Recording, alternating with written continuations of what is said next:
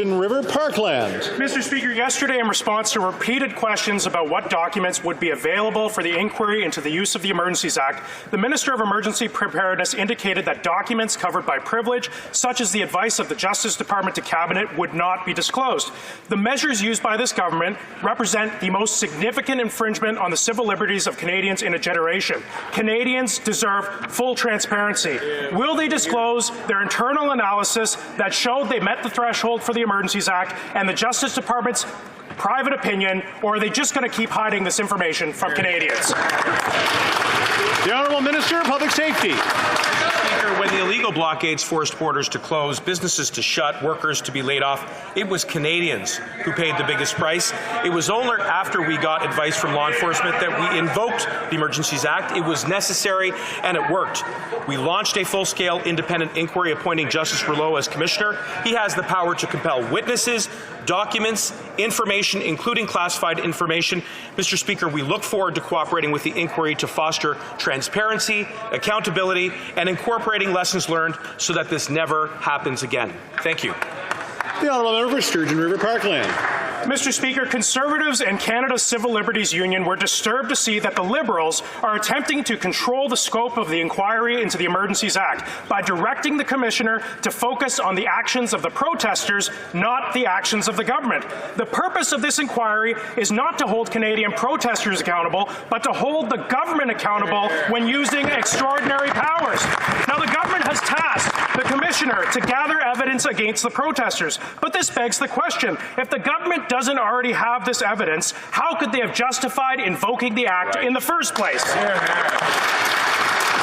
Honourable Minister of Public Safety. Mr. Speaker, I want to encourage my honourable colleague to read the order in council, which specifically says that the judge can look into the conduct of police enforcement. So read the order in council.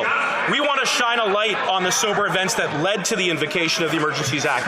I would encourage my colleague to recall that businesses were shut down, that workers were laid off, that residents were terrorized in their own homes, Mr. Speaker.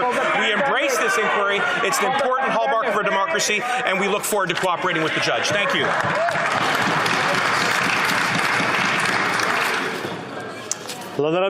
The Honourable Member for Charlebourg-Haute-Saint-Charles. Mr. Speaker, yesterday the Prime Minister finally set up the inquiry into the declaration of an emergency situation. The Minister of Public Safety said that we intend to cooperate with Justice Rouleau in the contents of his inquiry so he can do his work. Well, that's wonderful. We all want to shed light on this situation. Will the Prime Minister pledge to give the Commissioner access to all documents, including those that are covered by Cabinet secrecy? The Honourable Minister. Mr. Speaker, I'd like to be clear.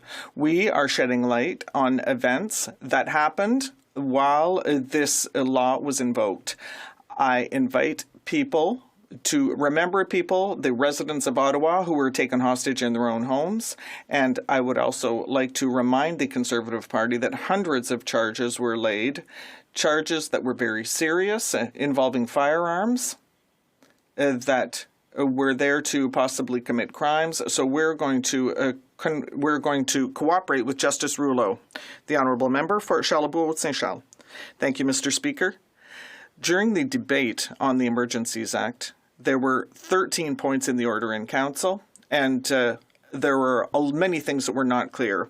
Today, we're asking Justice Rouleau to shed light on this matter. But so can they explain to us why this is already, they're trying to control the scope of the inquiry with biased questions? The Honourable Minister.